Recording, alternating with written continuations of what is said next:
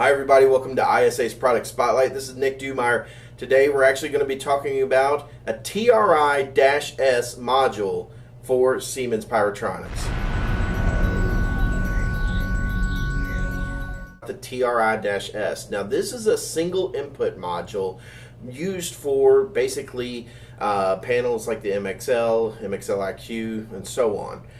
This is actually the device right here. This is in the TRI-S. This is a reconditioned unit that's already been through the testing procedures here at ISA. Now, when you're doing one of these, you want to make sure that you actually have handy the DPU handheld programmer.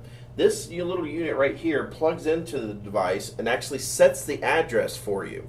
Now, if you don't have a DPU, don't worry. ISA can actually set the address for you.